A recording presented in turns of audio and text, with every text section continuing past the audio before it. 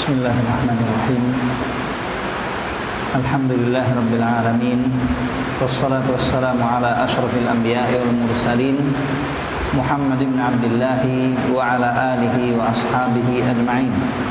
Subhanaka la ilma lana illa ma 'allamtana innaka antal alimul hakim. Allahumma fayassir wa la tu'assir wanfa'u barik warham waftah lana futuhal 'arifin wa fahhimna fahmal anbiya'i wal mursalin wa ibadikal awliya'il mu'minin al-muttaqin as-salihin birahmatika ya arhamar rahimin. Allahumma amin. Alhamdulillah, pada kesempatan petang hari ini Allah Subhanahu wa taala masih mempermudah bagi kita dan memberikan taufik kepada kita untuk kita dapat menghadiri acara kajian rutin yang diadakan di Masjid At-Taqwa, membahas bersama di dalam kajian ini kitab Riyadhus Shalihin karya Imam An-Nawawi rahimahullahu taala.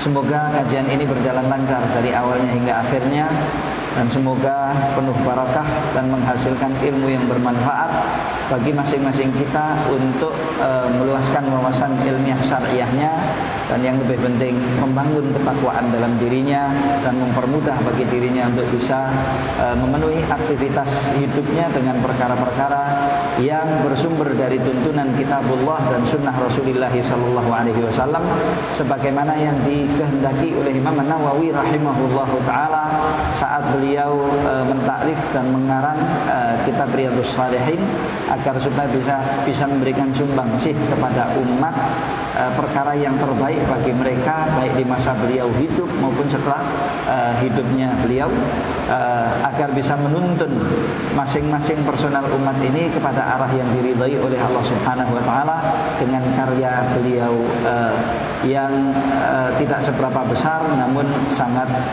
berbarakah ini, yaitu kitab Riyadhus Shalihin. Baik. Ini.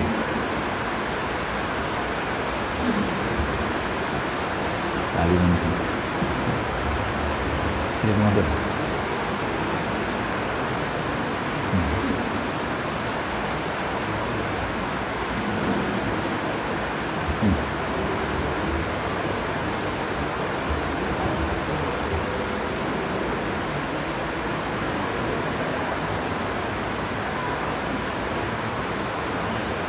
Bukan duduk, baik itu. Oke bang.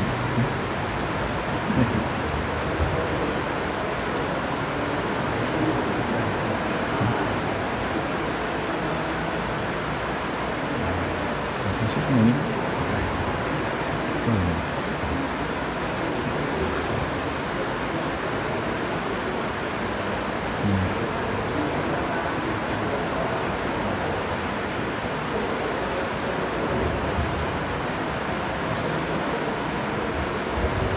Kabelnya udah dinyalain. Sudah. Oke. Ini kabel, jaringan ini kabel. Ya, biasanya sih, itu hidup untuk dapat. Pindah. Ini mati. Nah, ini itu.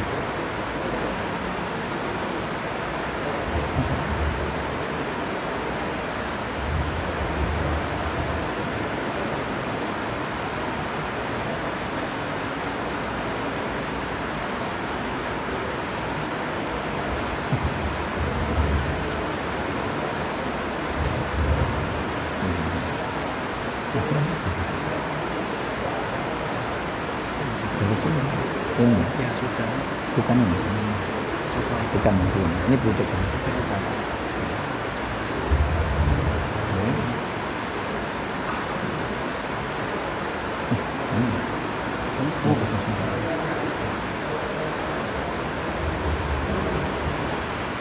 Itu sudah lebih hidup kan?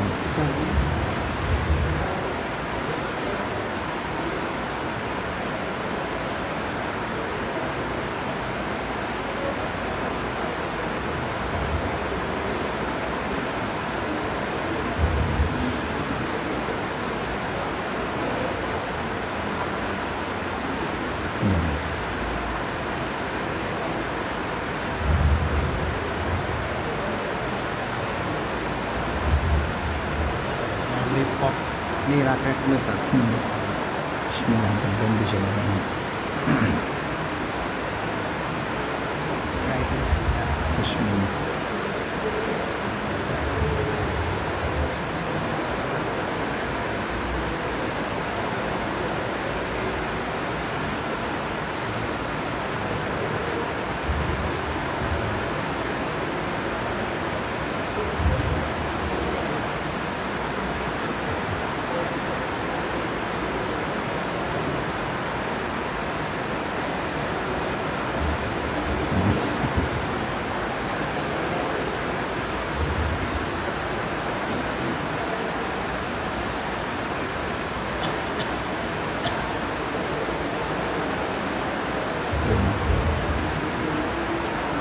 Yang tadi aja.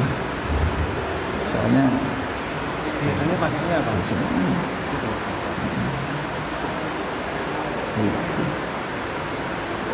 Kita sini masuk ini apa ini? Boleh itu.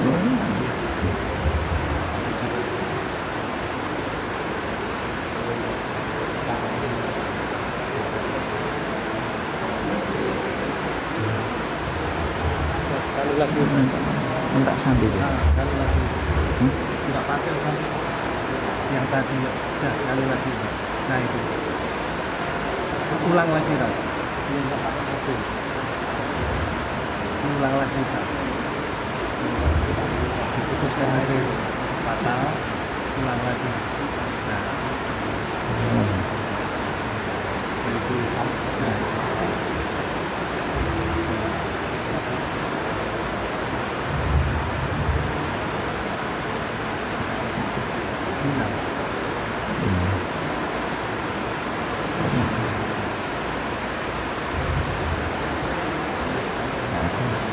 Oke lah, anu dulu ya. Hari ini nggak usah pakai dulu ya. Nggak usah pakai dulu ya. Ya. Maaf bapak dan ibu-ibu, ikhwan dan akhwat. Tadi kita ingin menggunakan layar tapi kendala.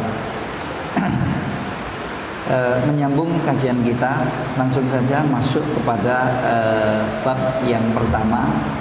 Bab yang pertama dari mabhas kitab Riyadhus Shalihin, bahasan kitab Riyadhus Shalihin, dan kita anggap muqaddimah Imam An-Nawawi yang lalu sudah cukup karena hanya sisa beberapa baris. Bab yang pertama yang disebut oleh beliau abwab mutafarriqah min babil ikhlas wa ihdharin niyah. Babul ikhlas wa ihdharin niyah. Bab yang pertama adalah bab keikhlasan dan menghadirkan niat di dalam hati dalam praktek melaksanakan peribadatan, apapun peribadatan yang dilakukan oleh seorang muslim dan seorang mukmin. Mungkin ada baiknya kalau nanti ke depan bapak-bapak dan ibu-ibu yang menghadiri, ikhwan dan akhwat yang menghadiri bisa membawa bukunya, itu akan lebih baik. Tapi kalau hafal ya nggak apa-apa sebenarnya. Kalau mampu hafal membawa nggak apa-apa. Kalau belum mampu silahkan ada baiknya untuk membawa bukunya untuk kita mengkaji bersama, dan insya Allah kita yang membawa buku atau membawa alat apapun saja ya dari alat-alat yang sekarang sudah banyak menyebar bisa dipakai, kemudahannya untuk kita bisa mengkajinya langsung dan melihat langsung apa yang ada di buku yang dikarang oleh beliau. Insya Allah akan lebih bisa fokus dan lebih banyak manfaatnya. Ini himbauan saya, tapi siapa yang belum mampu ya nggak mengapa untuk tidak mendatangkannya. Juga di sana ada terjemahan kitab Riyadhus Shalihin. Silahkan nanti siapa yang berkemampuan secara finansial untuk bisa mencari bukunya, terjemahannya. Kalau tidak, ada beberapa aplikasi di internet terkait dengan kitab Riyadhus Shalihin maupun terjemahannya. Mungkin Anda bisa download dan bisa menggunakan aplikasi tersebut. Babul ikhlas wa ihdharin niyah, kata Imam An-Nawawi rahimahullah taala. Bab yang pertama adalah bab tentang keikhlasan niat dan menghadirkan niat di dalam hati. Keikhlasan niat artinya hanya menjadikan Allah Subhanahu wa taala di dalam hati dan di dalam benak seorang muslim dalam praktek melaksanakan suatu peribadatan. Ibadah itu terbagi menjadi dua. Ada ibadah yang mahdhah, yaitu ibadah murni 100%, dan ada ibadah yang ghairu mahdhah, yang tidak murni 100%.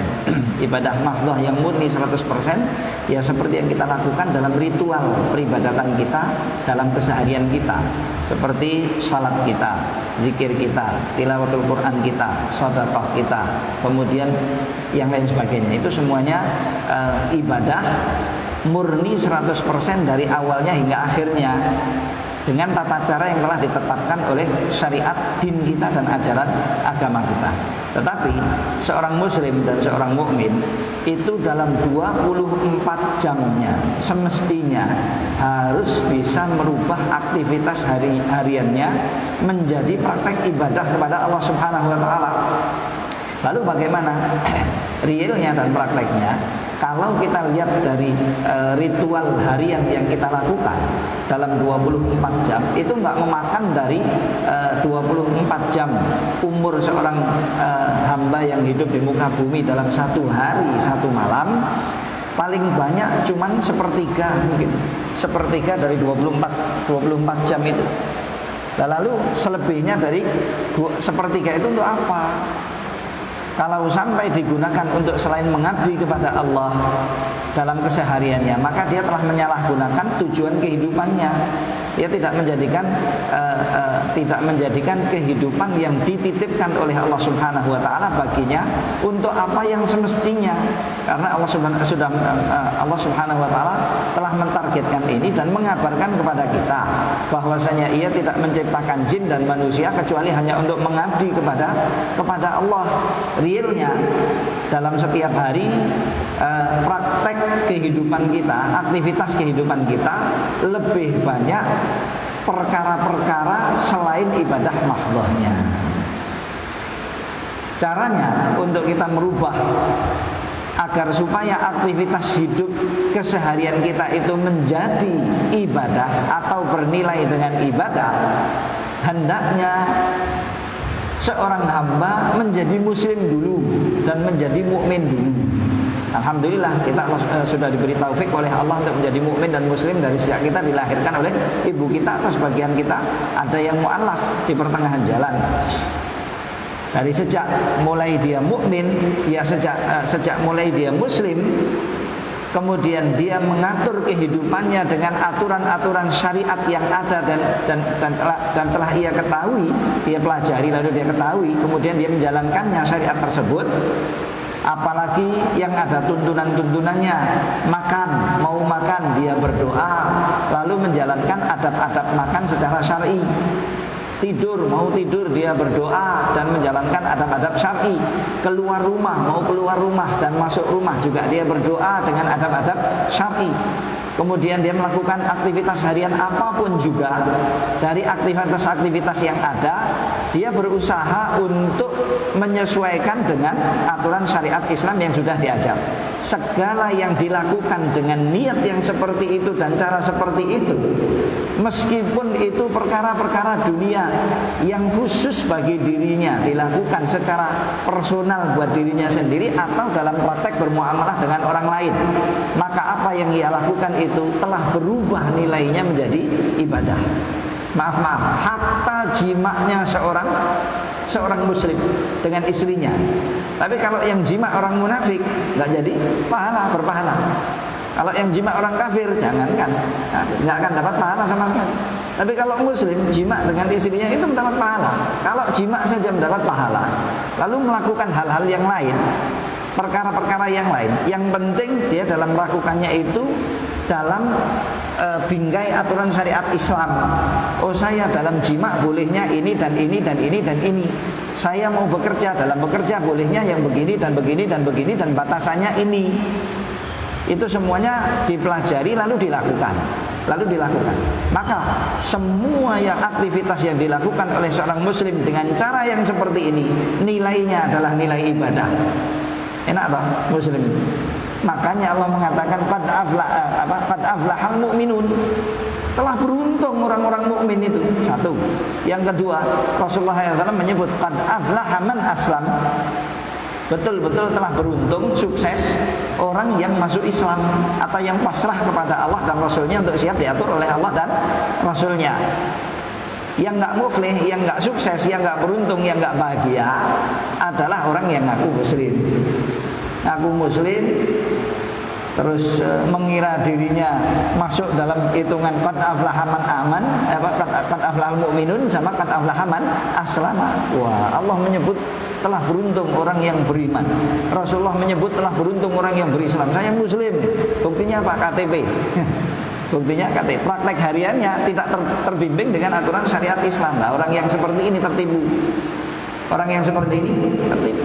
Aktivitas hariannya nggak bisa berubah menjadi praktek ibadah kepada Allah, karena realnya dia dalam melakukan praktek ibadahnya dan kesehariannya itu nggak sesuai dengan tuntunan, nggak sesuai dengan tuntunan. Pekerjaannya dan aktivitas hariannya semuanya warnanya dan motifnya dan coraknya itu corak-corak yang tidak Islami, karena terpengaruh dengan masyarakat di sekitarnya. Dan ini obatnya setelah dia memohon kepada Allah Subhanahu wa taala taufik dan petunjuk adalah talabul ilmi syar'i, menuntut ilmu. Mau enggak mau dia harus menuntut ilmu. Caranya gimana? Cuma teko pengajian itu beratnya apa? Cuma menghadiri pengajian. Kalau malas menghadiri sana di rumahnya sambil di kasur melihat aplikasi-aplikasi yang ada itu kajian-kajian ilmiah syariah. Nah ini melihat kajian ilmiah syariah aja nggak mau. Tiap hari menyekoi diri dengan perkara-perkara maksiat. Tiap hari menyekoi diri dengan meracuni diri dengan perkara-perkara yang membahayakan dirinya sendiri. Lalu gimana mau berubah dirinya jadi mukmin dan muslim yang beruntung seperti yang disebut oleh Rasulullah Allah Subhanahu wa taala dalam Al-Qur'an maupun Rasulullah SAW di dalam hadisnya. Nggak akan bisa sampai dia merubah diri. Wallahu a'lam. Kembali. Jadi beliau menyebut di sini babul ikhlas. Setiap muslim dalam praktek hariannya dia melaksanakan peribadatan kepada Allah Subhanahu wa taala, baik itu ibadah mahdhah maupun ibadah selain mahdhah. Dan syarat diterimanya ibadah insya Allah semua kita sudah tahu, yaitu satu, keikhlasan niat lillahi ta'ala dalam praktek melaksanakan ibadah tersebut. Dan yang kedua, kesesuaian ibadah yang ia lakukan dengan aturan dan tuntunan syariat yang ada. Sebetulnya dua syarat ini sudah diwakili syahadat yang tiap hari kita ucapkan dan kita ungkapkan berkali-kali. Kita akan mengatakan asyhadu an la ilaha illallah, dan itu mewakili keimanan dan keikhlasan, include masuk di dalam keimanan ini. Siapa yang menyatakan Allah Subhanahu wa taala sebagai Tuhannya dan dia tidak ridho dan tidak rela untuk menyembah selain Allah Subhanahu wa taala, maka insya Allah urusannya akan terbimbing dengan keikhlasan imannya. Itu satu. Yang kedua, wa asyhadu anna Muhammadan Rasulullah, dan dia bersaksi bahwasanya Muhammad sallallahu alaihi wasallam itu adalah utusannya Allah, dan beliau bukan diutus oleh Allah datang ke kita untuk jalan-jalan, tidak. Beliau diutus oleh Allah Subhanahu wa taala kepada kita untuk mengajar dan untuk mendidik.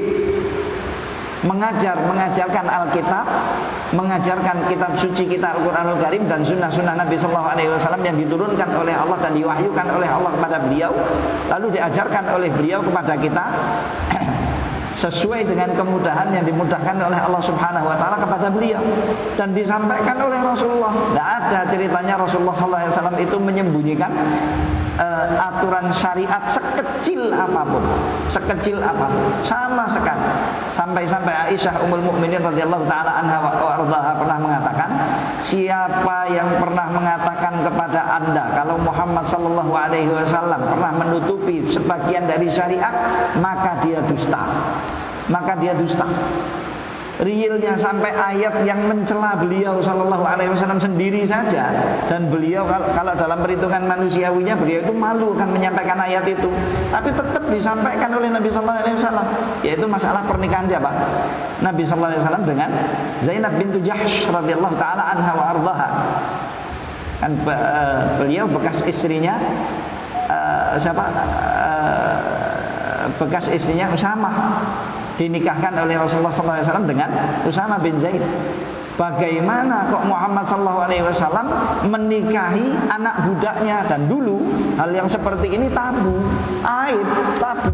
Tapi Rasulullah SAW ketika turun ayat ini, mau tidak mau beliau harus menyampaikannya, dan disampaikan oleh Nabi SAW sukarela. Meskipun dunia dan seisinya akan mencela, beliau SAW nggak akan peduli. Dan realnya disampaikan sampai hari ini menjadi syariat. Waktu itu dunia rame.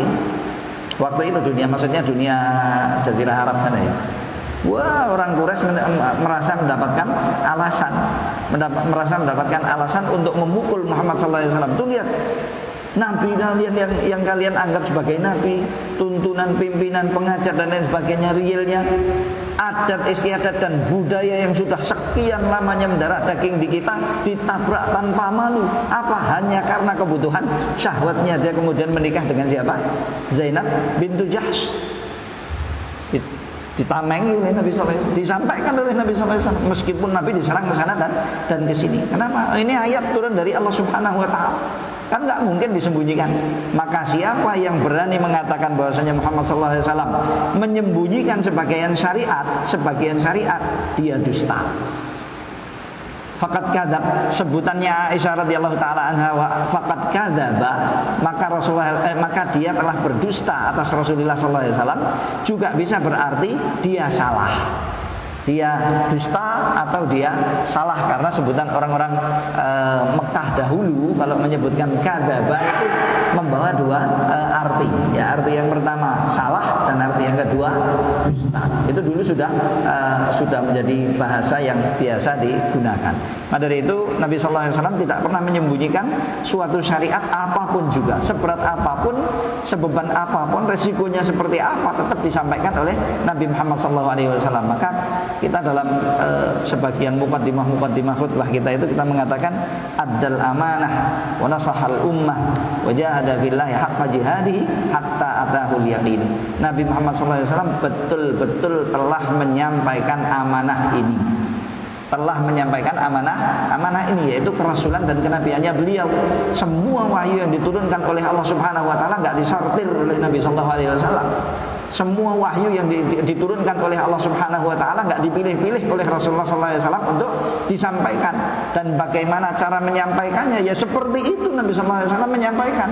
Enggak ada menyampaikannya sembunyi-sembunyi, menyampaikannya delik-delik, menyampaikannya malu-malu, enggak pede dan lain sebagainya. Enggak. Selagi ini firman Allah Subhanahu wa taala, maka Rasulullah sallallahu alaihi wasallam tetap percaya diri dengan itu. Dan beliau menyampaikannya dengan apa adanya. Wallahu taala a'lam. Baik, kembali.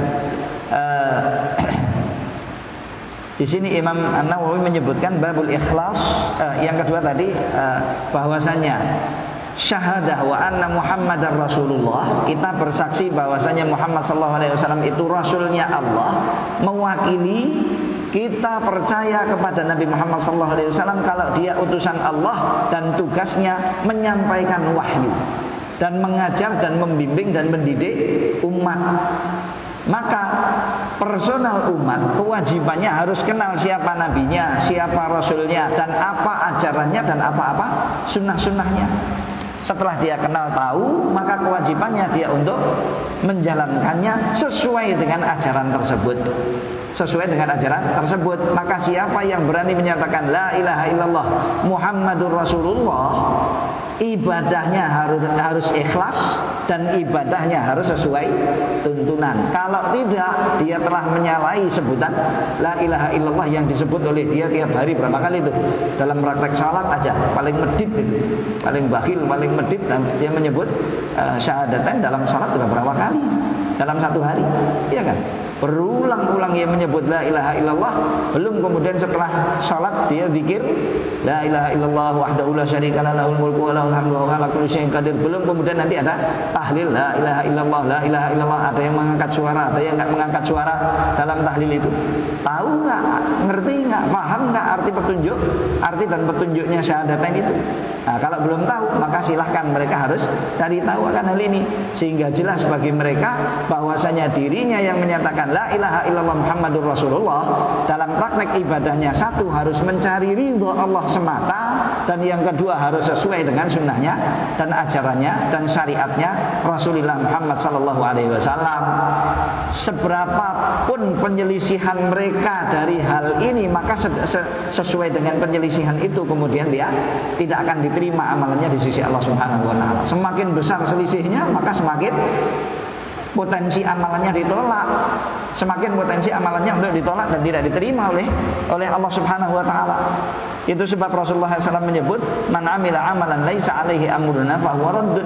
Barang siapa yang berani beramal dengan suatu amal yang tidak sesuai dengan tuntunan ajaran dan syariat kami, maka tertolak. Fahuwa raddun, amalan itu tertolak, enggak diterima oleh Allah Subhanahu wa taala. Ya, wallahu taala alam. Baik. Karena pentingnya, maka kitabul ikhlas ini atau babul ikhlas ini dijadikan, babul ikhlas dan ihdhariyah ini dijadikan permulaan oleh Imam An-Nawawi. Dijadikan permulaan di dalam kitabnya Riyadhus Shalihin, babul ikhlas wa ihdhari an-niyah.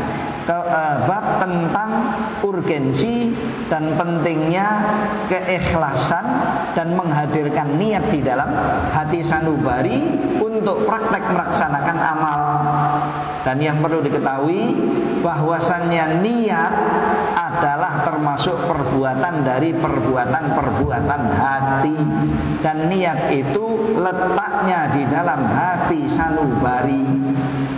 Letaknya di dalam hati sanubari,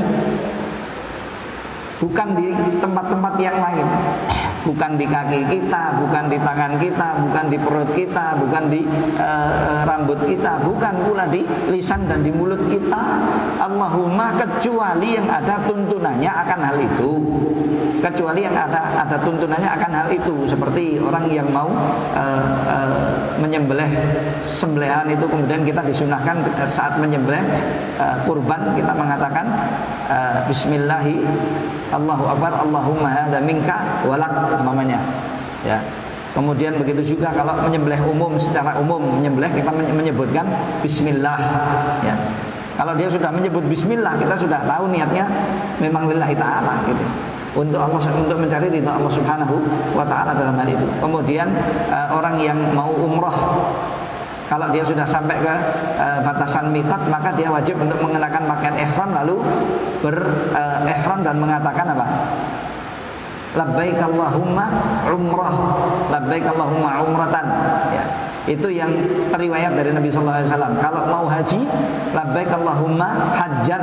Kalau mau qiran, haji dan umrah dijadikan satu, labbaik Allahumma umratan wa hajjan umpamanya. Atau labbaik Allahumma umrah dulu, kemudian nanti mau difasah dan dipindah kepada haji umpamanya di mana namanya di pertengahan jalan, itu juga diperbolehkan dan ada tuntunannya. Masalah ini adalah masalah fikih, dan di dalam masalah ini ada ijtihad ulama fikih kita. Wallahu taala alam. Ala kullin, model-model yang seperti ini adalah niat ibadah yang diucapkan secara lisan, dinutuk dan diucapkan secara lisan dan dari mulut seorang muslim. Kalau Anda mau menyembelih sesembelihan, kemudian Anda mengatakan bismillahnya dalam hati, langsung ser gitu aja, nah ini menyalahi tuntunan. Kalau Anda mau umroh, kemudian sampai di Mekah bilang mentolo gini aja, kenapa? Sedang niat, kan niat dalam hati, malah salah. Kalau Anda mau haji juga begitu. Ala kulli hal, jenis-jenis ibadah yang seperti ini sudah ada tuntunannya dan aturannya, diajarkan oleh baginda Nabi Muhammad SAW yang diutus oleh Allah kepada kita untuk mengajari kita. Maka dari urusan-urusan seperti ini jangan dirubah. Sedangkan sebagian ulama kaum muslimin yang kemudian merubah niat di dalam praktek ibadah salat namanya.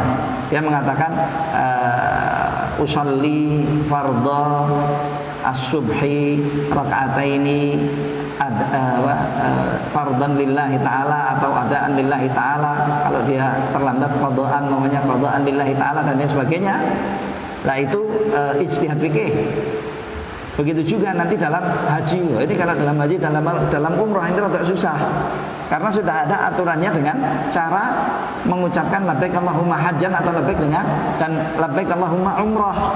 Kemudian diganti oleh sebagian orang nawaitu al-hajjah, kemudian apalagi nawaitul umrah atau nawaitul hajjah, apa yang dulu ada diajarin. Lah, yang seperti ini malah nggak ada tuntunannya.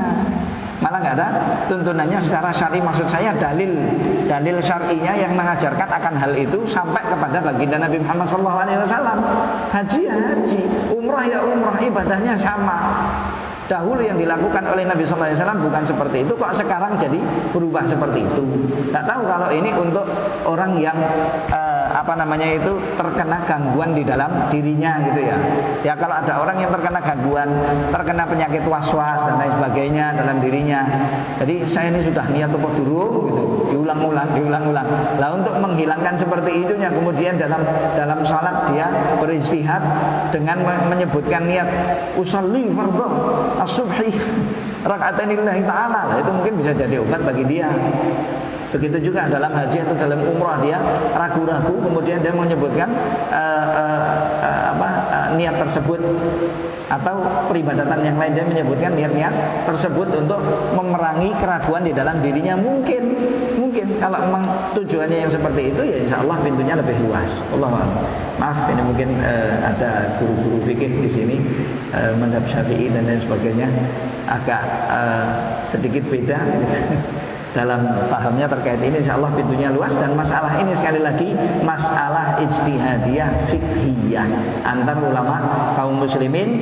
Nggak perlu untuk menjadi gesekan-gesekan yang terlalu besar antar kaum muslimin di zaman ini gitu ya, karena masalahnya sudah sangat lama dan sudah berjalan apa adanya, dan saat ini kita lebih butuh untuk bersatu ketimbang untuk kita berbeda pendapat dalam urusan-urusan fiqhiyah atau dalam urusan-urusan ibadah atau urusan-urusan muamalah. Baik. Babul ikhlas wa ihdari an-niyah.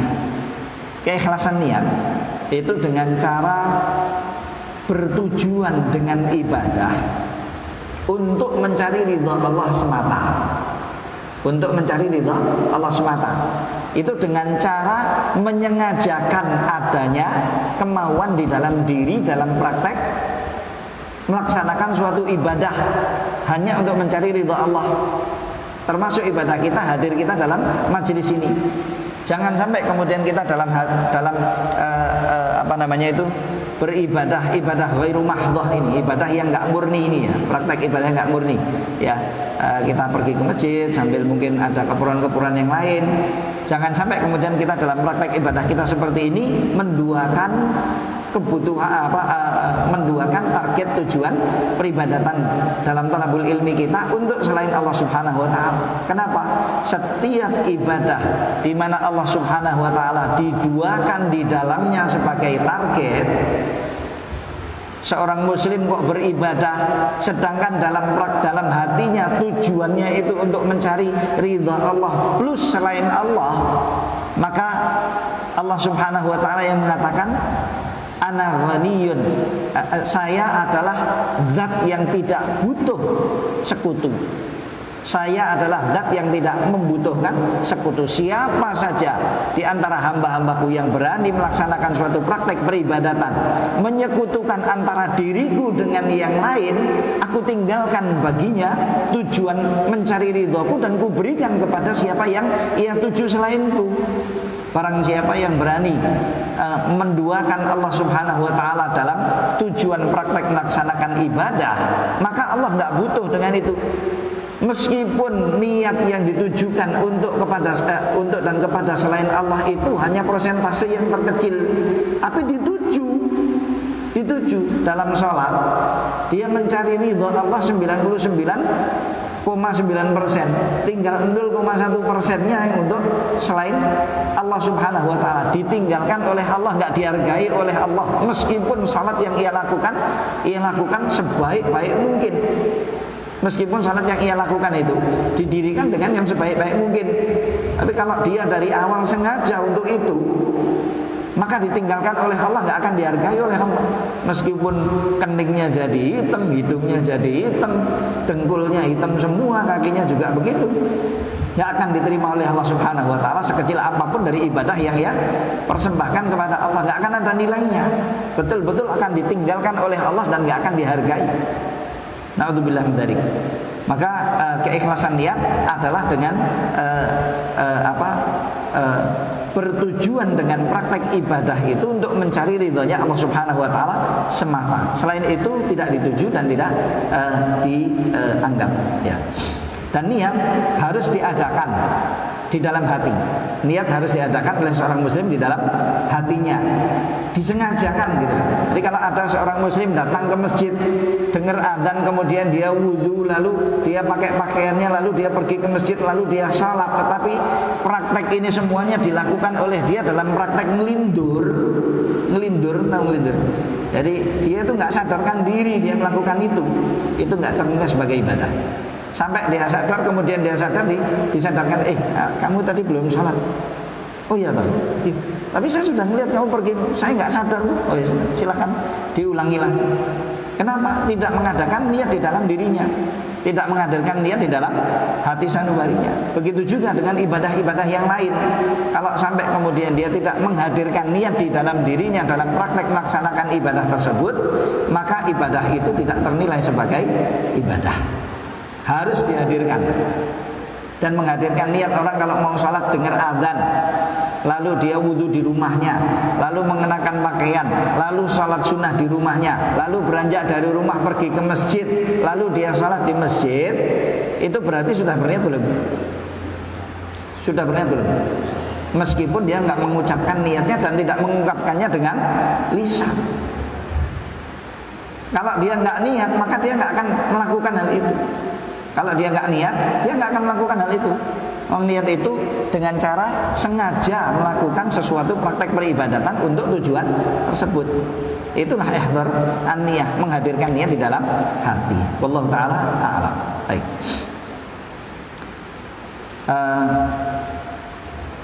Maaf, ini tulisannya terpotong. Babul ikhlas wa ihdharin niyah fi jami'il a'mal wal aqwal wal ahwal al-barizah wal khafiyah. Biar supaya lebih jelas, Imam An-Nawawi menyempurnakan babnya. Bab urgensi kewajiban mengadakan niat dan menghadirkannya di dalam hati sanubari sengaja fi jami'il ahwal, dalam semua fi jami'il a'mal, dalam semua praktek amal, wal aqwal, dan kata-kata.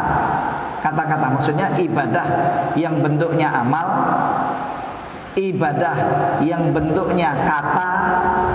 Yang penting itu dia berharap apa yang diperbuat ataupun apa yang dikatakan oleh dia menjadi suatu praktek ibadah di mana dia mendapatkan pahala, di mana dia mendapatkan imbalan pahala dari Allah Subhanahu wa taala dengan ibadah tersebut, baik ibadahnya kata maupun perbuatan. Dan ibadah kata sekian banyaknya, termasuk zikir kita, wirid kita, tilawah kita, dan lain sebagainya. Kalau ada orang yang tilawatul Quran atau orang yang menghafal Al-Quran, tujuannya untuk hafal, maka dia hanya mendapatkan nilai dan tujuan apa yang ia tuju. Maka akan baik orang yang membaca Al-Quran maupun orang yang menghafal Al-Quran, kemudian dia mengikhlaskan niatnya lillahi subhanahu wa ta'ala dan bersengaja dengan upaya membacanya maupun menghafalnya Al-Quranul Karim tadi untuk tujuan-tujuan yang mulia. Apapun dengannya, suatu ibadah yang ditujukan dengan tujuan tersebut, insya Allah akan disampaikan oleh Allah Subhanahu wa ta'ala jika dalam praktek ibadahnya dia sesuai aturan. Kemudian wal ahwal, dalam keadaan apapun juga.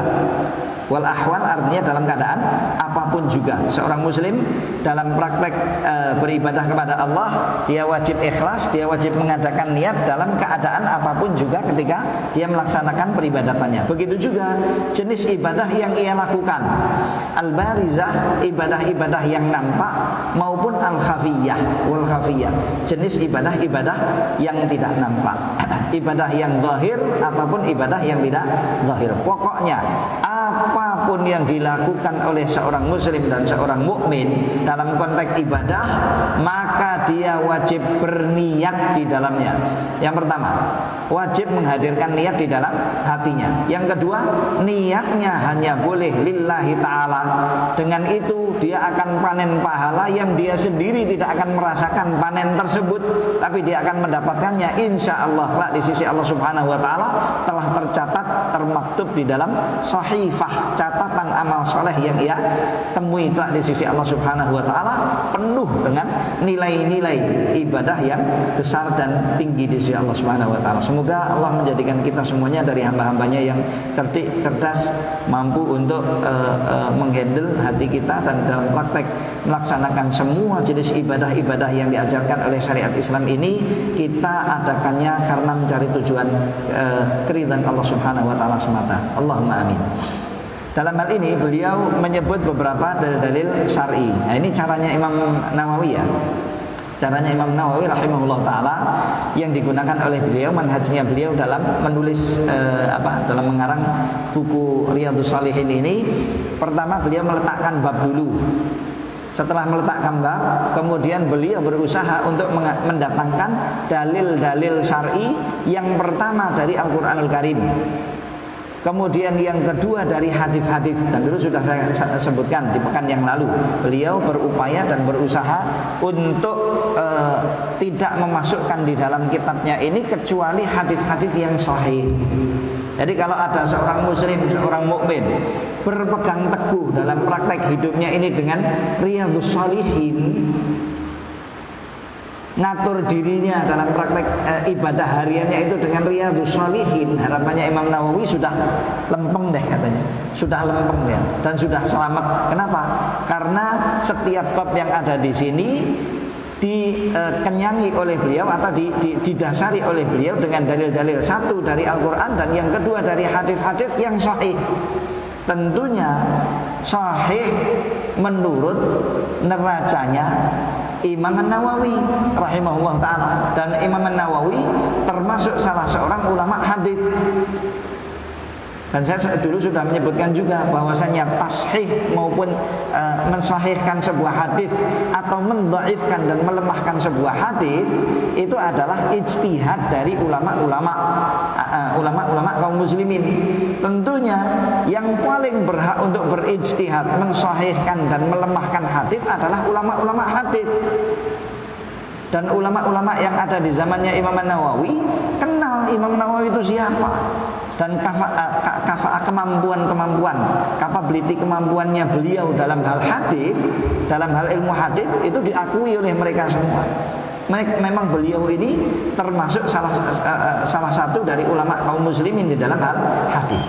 Maka kalau beliau mensahihkan sebuah hadis, insya Allah itu sudah ijtihad beliau, dan kita dulu sudah pernah melewati sedikit banyak tentang sejarahnya Imam Nawawi, siapa beliau, dan saya sengaja tidak menyebutkan sanak dan pujian-pujian ulama yang ada di zamannya beliau dan ulama-ulama yang datang setelah beliau, karena ya sudah terang benderang Imam Nawawi bagaimana. Beliau dipuji oleh banyak ulama di zamannya maupun ulama-ulama yang datang setelah beliau. Kalaulah nggak ada yang memuji sekalipun, sedangkan karyanya sekarang sampai ke Wongso, itu terus piye itu kira-kira nih? Dan kita semuanya membaca intinya dan isinya luar biasa seperti ini. Nggak mungkin yang seperti ini karangan orang yang nggak tahu din, orang yang nggak tahu ilmu dan nggak ngerti hadis-hadis Nabi Sallallahu Alaihi Wasallam. Maka beliau berusaha untuk tidak membumbui kitabnya ini di dalam bab-babnya dari hadis-hadis Nabi kecuali hadis-hadis yang sahih menurut beliau, sehingga betul-betul aman kalau dilakukan dan dijalankan dan dijadikan tolak ukur ataupun dijadikan kendali bagi seorang muslim dalam praktek melaksanakan dan memenuhi aktivitas hariannya dan ibadahnya lillahi subhanahu wa ta'ala. Kemudian yang ketiga, kalau nanti di sana ada athar, ada kaul-kaul ulama, kata-kata ulama ya yang kuat dan baik dan senada dengan apa yang dibicarakan oleh beliau, kadang-kadang disebut oleh beliau, baik itu dari kata-kata sahabat maupun dari kata-kata tabi'in maupun dari kata-kata ulama-ulama yang lain, maka dibumbukan, dimasukkan ke dalam penjelasan bab-babnya. Baik. Nah, ini nanti ke depan, mohon maaf, nanti mungkin kita akan menjelaskan masing-masing ya per dalil-dalil yang disebut oleh beliau. Akan kita bahas semuanya. Kalau beliau menyebut ayat ya kita membahas ayatnya. Kalau beliau menyebut hadis ya kita membahas hadisnya. Kalau beliau menyebut salah satu athar dari athar-athar yang ada juga kita akan membahas athar tersebut ya. Sampai ke bawah dan sampai ke belakang. Saya mohon ikhwan dan akhwat dan ibu semuanya bisa sabar gitu ya. Bisa sabar, dan mudah-mudahan dari sini kita bisa mengumpulkan sedikit banyak dari ilmu-ilmu syar'i yang bermanfaat bagi kita. Secara umum kita akan dibimbing oleh Imam An-Nawawi di dalam kitabnya Riyadhus Shalihin sampai kepada urusan-urusan din kita yang agak detail dan agak dalam. Wallahu ta'ala a'lam. Baik, karena waktunya sudah habis dan saya mohon maaf akan pamit duluan karena ada acara. Kita cukupkan untuk temu kali ini, setakat ini. Semoga pertemuan kita yang singkat ini bermanfaat bagi kita semuanya, dan semoga Allah Subhanahu wa taala berkenan untuk ridho kepada kita, dan semoga Allah Subhanahu wa taala berkenan untuk mengangkat derajat-derajat kita di sisinya.